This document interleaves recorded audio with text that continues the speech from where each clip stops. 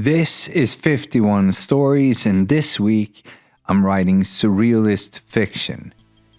And it gets really, really weird.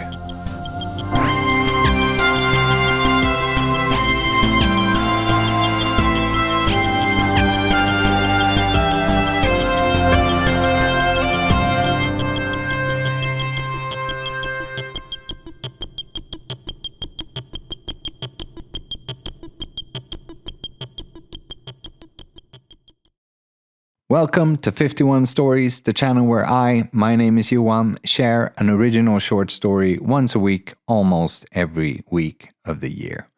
This week, I'm supposed to write Surrealist Fiction on the theme of identity. It's supposed to be this dreamlike and disorienting story set in a parallel universe, and let me tell you, it's very disorienting. Hold on to your butts. Here's this week's short story titled Integration. You exist in a mirror box. In front of you and behind you, there is nothing but infinite darkness. To each side, you see a reflection of yourself, and behind those, endless reflections of them. The way the sound of your breath bounces back to you is making you claustrophobic, and there's a sense that the infinite void in front of you is just a very, very dark wall. You do not touch it, though. You do not dare. When you turn to your left, your mirror image is looking back at you. You observe each other, and simultaneously, you discover that there's a thin, almost imperceptible, silvery thread running from your solar plexus through the mirror into the chest of your reflection. The thread is taut as you touch it, but gives when you move, as though it is running on a spool inside of your core. You both take a step back, then towards each other. The thread remains taut, anchoring you to one another. What you don't know is that though your movements are mirrored, your thoughts are not. They are slightly different over there, not as panicked, not as claustrophobic. That version of you is observing the reflection, thinking that they want to touch the mirror, but something stays their hand. A reaction to the tiniest glimmer of thought in your eyes. So this version of you turns around to see if there's something off about the mirror image behind them. As they do, you panic. Your reflection just moved independently. Your reflection, however, is unaware of you freaking out in the mirror behind their back. Instead, they aim their undivided attention at their reflection in the other mirror. The movements are exact and predictable, but again, there's a glimmer of something behind the eyes of this third version of you that doesn't quite line up. Your second reflection looks down at the thread running from their solar plexus into the third mirror image. As they look up, they catch an inkling of something beneath the confusion on their reflection's face, something missing in themselves. Anger. Your third reflection raises a fist and bangs the mirror, causing your second reflection to stagger back into the mirror behind them. In that one, you are screaming for them to watch out as you witness the third version of you pound harder and harder against glass, obviously trying to break through. In a matter of seconds, you have gone from the shock of observing your mirror image move on its own to observing another person react to a threat. You bang on the glass trying to get their attention, but it goes unnoticed. Pushed by adrenaline, you forget your fear of the dark and run your fingers into the seam between the mirror and the dark wall, hoping to pry it open. But your fingertips slide effortlessly past the edge into the dark nothingness. It is at this point that you look down. Beneath you, the maw of darkness swallows you, and your second reflection is left alone, staring at your third, trying to break through. You fall weightless through the void. For the first 2 seconds, you can still see the two versions of you up there, shrinking fast as the thread that connects you silently unspools. You grab it, but it's so thin, it breaks your skin immediately. It can't save you from falling. Your reflections are specks now, and in the time your heart hammers out 2 elevated beats, they are gone forever. Your eyes roll back, but it changes nothing. You are already outside of your consciousness. So instead of looking up, you look down. There's something down there, a growing light in the distance. Your body is nothing but heart now. Your senses nothing but escalating rhythm. Then you realize that you are not breathing. Instinctively, you have pressed your mouth shut against the darkness as you race towards the brightness. A flurry of bubbles warps the rays. You realize they escaped your nose. Wide-eyed, you stare at the bubbles as they rise towards the light, and on pure instinct, you contort yourself to get upright. The light is all you see now, the rays reaching into the depths for you like ethereal hands urging you to fall faster, rise before you run out of breath. With a splash, you punch through the sun-drenched surface of the ocean, drawing ragged breaths of salty air. Panicking, you splash around, trying to keep yourself from being pulled back down. It is only when exhaustion forces you to stop that you realize that the water is so salty that it keeps you afloat. You are on your back, a tiny little human starfish bobbing on the waves of your panic. Above you, clouds drift by, edges so bright they make you squint. Eventually, the surface calms down, and so does your breathing. You can hear again. The water clucking in your ears, the zephyrs streaking the mirror surface of the water. Then something stirs the calm. A few yards away from you, something breaks the surface, shoots high up above the ocean, then plunges limply back down with a loud splash. There's a tug on the thread in your chest. Desperate for something to grab onto, something to be a point of reference in this vast nothingness, you turn over and swim. It doesn't take you long to reach it, and when you do, when you reach out for the pale skin of the other body, you hesitate. Something's not right. It is floating face down. Fighting your fear, you turn it over to see the lifeless body of your reflection. You gasp, pull away. There's another splash, another tug on the thread, in your back this time. You turn to see another body crash into the sea. Like the other one, it just lies there. The surface is disturbed again and again. As you look around, a barrage of your lifeless reflections shoot through the ocean surface like dolphins jumping into the air. But instead of the graceful arc of a dolphin's dive, they all fall lifelessly back to the surface. The ocean is boiling with them, spewing them out all around you for as far as you can see. With each one, there's a tug on the thread, threatening to pull you under.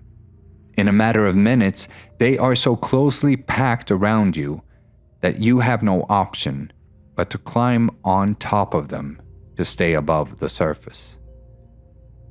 You rise on unsteady legs, stretching against the pull of the thread connecting you to the dead. You gaze out across the ocean in awe as your mirror images quickly form a growing island of your death. You take a trembling step onto the next bobbing corpse, then quickly jump to the next one to keep from sinking. The bodies are soon so tightly packed together that you can walk across the surface. As you do, the silvery thread you track frees itself, cutting through flesh and bone, both in front and behind you. You look up at the sky, shield your eyes from the burning sun, yet you run towards it, the island of you growing ever more stable underneath your feet. With each step, the thread unravels from the landmass, breaking free of its tangled mess, pulling you in both directions. But your aim is the sun. You run for what feels like an eternity. The smell of this new land mixes with the salty breeze, filling your lungs with sun-baked decay. You do not slow down because the sun is setting and your fear of the dark still remains. You do not want to spend the night here, not on a continent made from your corpse. So you keep running. Yet your body is just a body. It needs sustenance. When you fall to your knees, depleted from exertion, your body is yet again the host of one single sense and nothing else: hunger. Without consideration, without hesitation, you reach into the rod and claw at the flesh of yourself.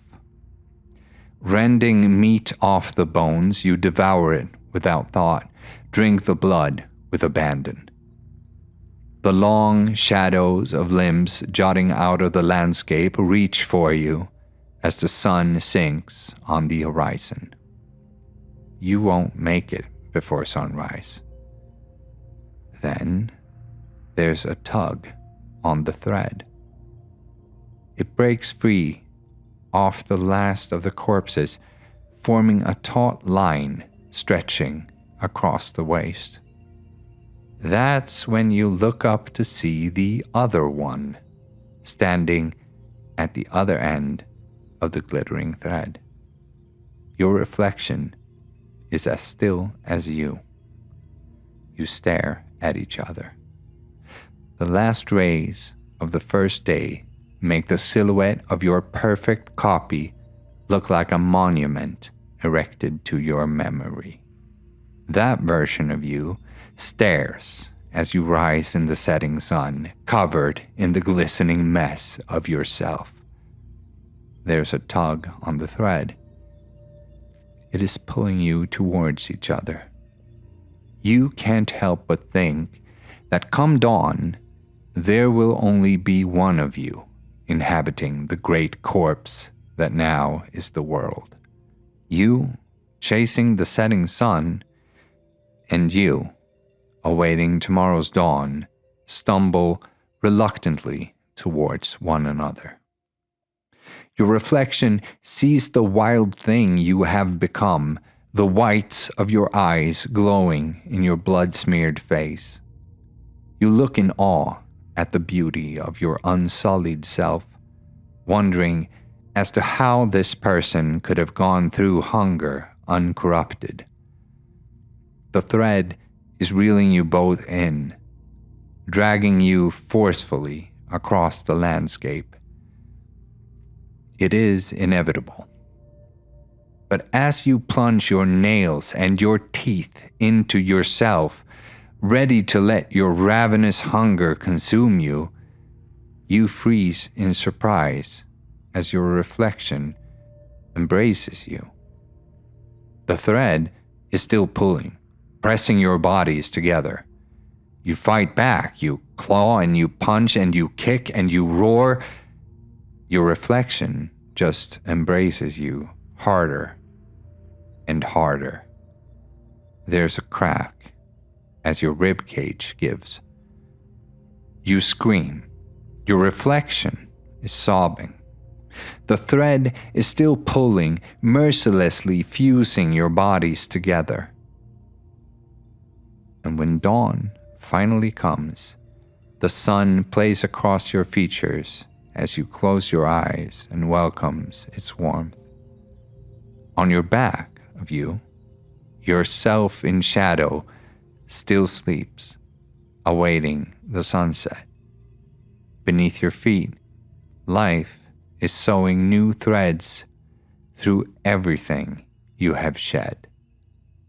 And all is bliss.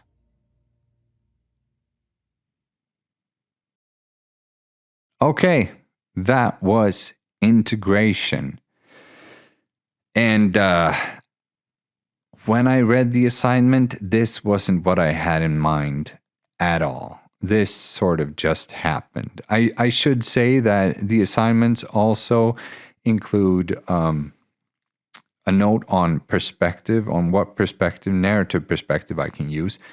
And this one was supposed to be a second person, omniscient, which is super weird to me.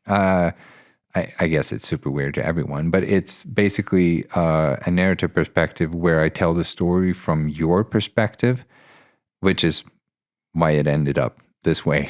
I have never written a story like this, or I have written stories like this, but never in a perspective like this. And it was really weird. And maybe there are some images in this that are really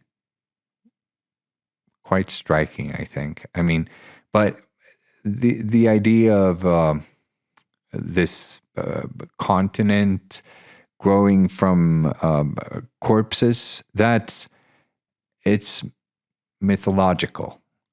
I think it's Sumerian creation mythos.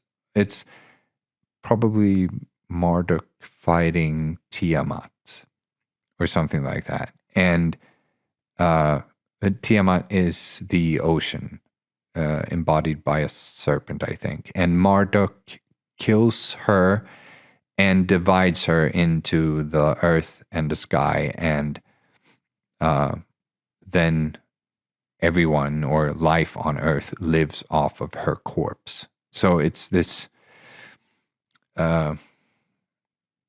it's a very mythological idea that life grows out of death. And also, of course, some of you probably caught this as well. There's a lot of Jungian imagery in this. And when I wrote this, I was really thinking a lot about integrating different parts of my own psyche and my own